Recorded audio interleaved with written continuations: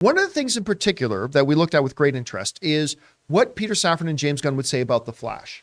And they said a couple of really, really interesting things about the Flash movie. One is this. Let's go over to my screen on this. James Gunn briefly mentioned Flash. And that is not, you might have to reset that because that's not my screen. Oh, okay. There we go. James Gunn said this in talking about the upcoming Flash movie. Now, remember, we have heard that this movie is great. We have heard both the studio and David Zaslav say we're thrilled with this movie. That's fine. But we have also heard from some internal channels that the movie's actually looking phenomenal. Well, James Gunn, clearly as the new boss of all things DC, has seen the film. And James Gunn said this: I will say here that Flash is probably one of the greatest superhero movies ever made. James Gunn is saying, a movie he didn't make, and that was not made under his watch. He didn't have a hand in it. James Gunn is saying, I will say here that The Flash is probably one of the greatest superhero films ever made. Now, one other thing he says that's really interesting about Flash is this. Those being Shazam, Fear of the Gods, The Flash, the latter, which Gunn says resets everything. There's been a lot of talk and speculation about the Flash movie amongst fandoms and us here about what are the ramifications of Flash going to be? Is this like a pure Flashpoint kind of reset? Is this a whatever? And obviously there's still a lot of ambiguity. We still don't know for sure. But I think it's really interesting that James Gunn is saying here that this Flash movie resets everything. So we could look into that a lot. We can probably overanalyze that statement. The one for now, because we can wait and see on that. The one for now that I'm most interested in is his statement saying that this is one of the greatest superhero movies ever made. Again, I would take that with a giant grain of salt. He is still the head of DC, but this was a movie made not under his watch. He had no hand in the creation of this movie. He had no hand in the shepherding of this movie. And he's coming out and saying, this is one of the greatest superhero movies ever made. Rob, you hear statements like this. Are they overhyping this, do you think? Do you think we could be in for a movie that's really that special? And what do you think he means by saying this will reset everything? Well, first of all, you've got Andy Muschietti who came, he did that horror short, then he made the feature-length version of it, then he got to go do It 1 and 2, which made a lot of money for the studio, learning his craft, cutting his chops, making a studio picture, well, 2 studio pictures, and then or 3, really. And then he does The Flash, big genre, tentpole property. And I would expect, because Warner Brothers likes him, that he would have turned in nothing less than a great movie. And apparently we have heard nothing over the last 2 years other than the fact that Flash is great. And that they had their issues. Ezra Miller comes back. Obviously they turned in a great performance. And they, as the Flash, both apparently as the hero and the villain, they did a great job, despite everything else going on. So what's great about this movie is it is based on the very thing that led into DC's New 52? Did Flashpoint lead into the New 52 or was it the end of I forget. But they're doing the same thing with this movie. They're actually transitioning out of the old regime movies like, the Zack Snyder Justice League trilogy. And they're making it canonical, which I think, what a great idea. And we know they've done some reshoots. They did some reshoots over the summer. We saw even Jason Momoa on set with Ben Affleck in his trailer or whatever. We know that they've probably made some adjustments, I would think, to help that transition. So I think it's genius because what they've done is they've used this Flash movie as a way to reboot their universe, just like they did in the comics, which I think is pretty neat if they do it well. And I think that what a perfect canonical way to do that. So at least that's what I would imagine they're doing. And that means, like they say in the next paragraph, it leads to the opening that these characters, they can reboot anybody. They can bring anybody back in different iterations. Right. Which I think is again, they're leaving their options open, which is really cool. Now, by the way, there is this headline that you probably saw on the screen, and we can bring that back up, Jonathan, from Variety, talking about James Gunn saying that, or we can go to my screen here. Okay. Saying that that The Flash is one of the greatest superhero movies ever made. Now, I know there's going to be a lot of people that are going to focus on this part saying Ezra Miller's DC future decided after the recovery. All right. Now, this is specifically what is said, and I'll tell you exactly what it means. So Peter Safran is talking here. He says, Ezra is completely committed to their recovery, Safran said, and we are fully supportive of that journey that they're on right now.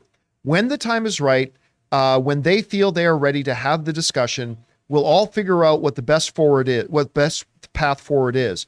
But right now, they are completely focused on their recovery, and our conversation with them over the past couple of months, it feels like they're making enormous progress. I'll tell you exactly what this means. Ezra Miller's never going to be the Flash again.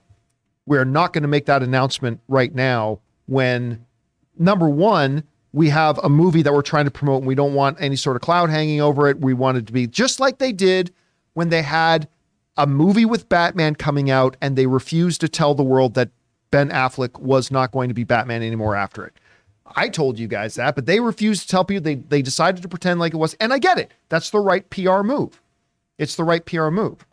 But for anybody concerned about that statement, the other reason this is an important statement is because, I mean, you should say exactly this. You should say, look, Ezra's focusing on their recovery. That's exactly where the attention should be. We'll worry about this other stuff later. But I'm going to tell you right now, that decision's already been made. That decision's already been made 50 times. So you don't think that they are potentially waiting to see how well the movie does, and then based on that, like, so you're saying that you don't see any path for Ezra to be in a follow-up? I don't, and I'll tell you why. I feel like you're about to give me a spoiler because you're holding on to spoiler. No spoilers. but I will tell you why. Is because I believe this is a movie, because I think most of the average movie-going audience is very rational, very think. This was a movie that was shot before Ezra Miller started getting themselves in trouble. And when I say getting themselves in trouble, I don't mean, oh, that rascally little scamp. I mean, grooming a young girl to the point that the parents are filing restraining orders, people having their bedrooms broken into, people having their houses broken, people having chairs thrown at them, like women getting choked in the streets outside a club. Now, this is not stuff you can brush under the rug, but most people are rational, sane people who understand this is all stuff that happened after they shot the movie. The movie was shot. I mean, there's nothing Warner Brothers could have done about that. Warner Brothers still should have addressed it 2 years ago under the old regime, but they didn't. So we're here now. So I think they understand that can happen, and this movie can still be a big, tremendous success. It is as the Wizard of Oz would say, a horse of a different color, though, to ask fans to be more understanding of, well, now we're going to bring this individual back. Mm-hmm. Because I think they know the backlash against that, even by some of their most hardened supporters. I think Warner Brothers and James Gunn understands the backlash against that would be tsunami-like. Mm-hmm. Now you can say, and I have said on this show before, the average general movie-going fan doesn't follow Variety, doesn't watch the John Campea Show. Maybe they don't even know about it. But I'll tell you what, there are going to be a lot of people who make sure the public does know about it. Yeah. And so I think this movie can be a tremendous success. I hope it is, because I heard Andy Muschietti. Remember, this is not Ezra Miller's film. This is Andy Muschietti's film. And all we're hearing is that Andy Muschietti has done a tremendous job. But make no mistake, there will not be more Ezra Miller. Now, full disclosure, James Gunn didn't exactly send me a DM on Twitter to tell me that. This is just me, putting it, constructing it all together and putting the pieces together and say, look, there's no way they're going to bring Ezra Miller back. But nobody at DC has told me that. So that maybe they are that stupid. Maybe they are that simply that incompetent even still, and they're that dumb, and I have tremendously overestimated James Gunn. But there's no way. And they're going to continue to say statements like this. This statement that Peter Safran just said is the perfect statement. It puts all the attention back on the movie. It says, we just want Ezra to worry about, getting better. But make no mistake, we're not going to see Ezra in this again. I know, Rob, what do you think? I tend to agree with you. Unless it makes, here's the thing. What they're doing with here's the thing. What they're doing with this movie is using it as the fulcrum to move into their new universe. So in a way, they have a perfect out. The universe has been changed. Mm-hmm. Flash is no more. At least that iteration of the Flash is gone. There is a new iteration of the Flash in this new universe. And I think they've given themselves, again, a canonical way to get out of any future Ezra Miller Flash movies if they so desire. And I think that's part of the genius of using Flash truly as the flashpoint of this new universe, just like in the comics. Because if by some miracle or something happens and they get to come back, if they get to come back, also a canonical reason, Flashpoint changed the universe, just like they will be a changed Ezra Miller. But you're right about like it being an Andy Muschietti film, not an Ezra Miller film. And unlike when Robert Downey Jr., who also had trouble at one point, but over a long period of time resolved his own troubles and then made a comeback eventually.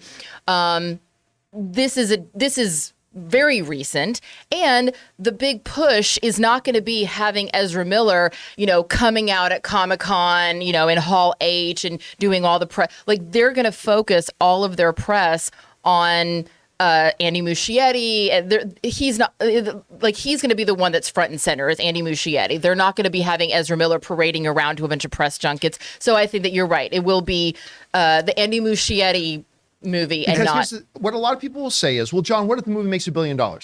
Okay, let's say it does. Question: does anybody believe that if this movie makes $1 billion, does anybody on planet Earth believe it'll be because of Ezra Miller?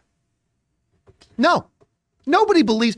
Ezra Miller is not a box office draw. Ezra Miller is not a huge. Ezra Miller is in my estimation, personally, Ezra Miller is an extremely talented actor. But let's not pretend that Ezra Miller is some big A-list star that people dole out money to go to see. If this movie ends up making $1 billion, because I'm going to tell you what, just like Aaron just said, Ezra ain't going to be on the press tour.